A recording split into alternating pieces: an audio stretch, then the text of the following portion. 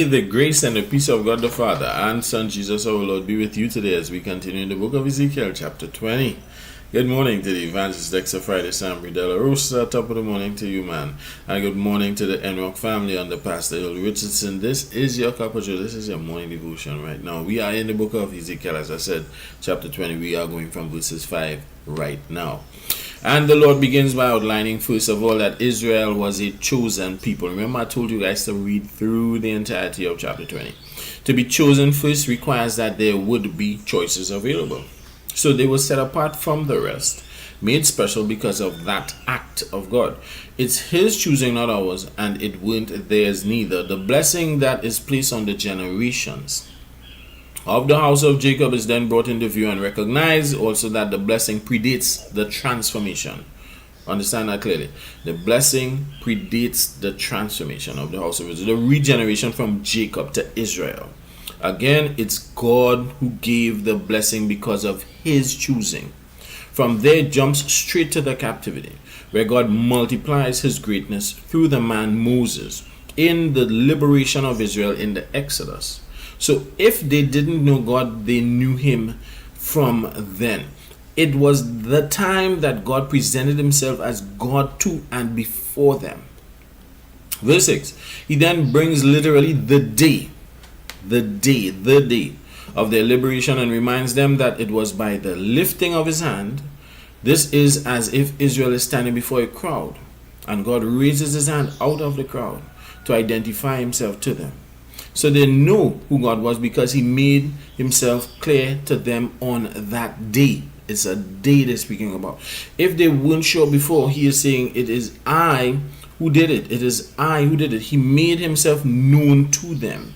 And He is saying that He had to identify Himself to bring them out before He gave them the intended promised land.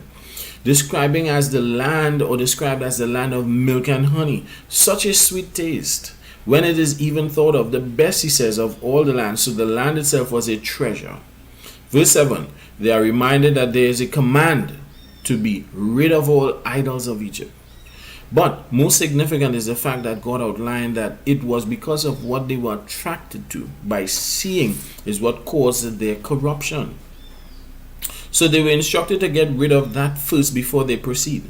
Otherwise, even though they came out of Egypt, they would still want to reproduce what they thought good from there. Their lifestyles, the immorality, the vanity, the attitudes of the people. So it first has to be removed to move forward. Verse 8, Ezekiel writes as he narrates the words of God that these people did not, which is termed here rebellion against God, seeing that they did not comply, they did not remove those things, which is request to transform themselves by removing the Egyptian experience from themselves or the ways of the heathen, which they find so attractive. So because they refused, God made His intent clear, and that was to destroy them all in the land of Egypt, and that would have satisfied His anger against them, and He wanted to satisfy His anger. It's like when you know and truly consider what God has done for you through Jesus, and you still continue to do so much wrong. Do you think that He still just wants to embrace you, beloved? He will satisfy His anger against you. You are too wicked to even think that. Verse 9, so He says, but He would not destroy you in the view of the same heathens who you were delivered from. And He makes it clear that it was not about them, it was that He didn't want to give the heathen any ground to dirty His name. It was about maintaining His look in the view of the heathen at that time. It's like if He had destroyed Israel, then the heathens would have not said anything against them. They would have said it against Him. And He protected His name by not destroying them in their view. That is restraint. Now, do you think that is available to you today? And what do you think will happen if the restraint runs out? This was done like that, seeing that they, being the heathen, knew that He was responsible for bringing them out of the captivity. Verse 10, so they were led into what is described here as the wilderness, which was a very intentional act and its place where the enemy couldn't follow. And a move that confused them also. Verse 11, so now in this place they were given His rules and instructions to live by what if they did, they would live. So it aligned to a man working for his salvation. He gave them the opportunity to work for their lives, and still today men try to align to that reasoning. So it is in the wilderness period that working for your salvation was presented to them. To men, I hope you realize who presented it. It was not mentioned, but God takes full ownership and credit for what is being done. Intentionally here, stay with me now. So verse 12, he then says, he gave them something more, which would cause them to have the knowledge that he is who made them holy and clean and blessed, that he was responsible if they maintained it. This is what he calls the Sabbaths, plural, not singular. Now the Sabbaths here are particularly pertaining to only the wilderness period. Only the wilderness period. I need you to stay with me. I do not want you to think that it applied to all of the times or dispensations, because if you did, you would be incorrect, and that would throw you off of correct understanding. You see, on the Sabbaths in the wilderness period, God literally gave them manna.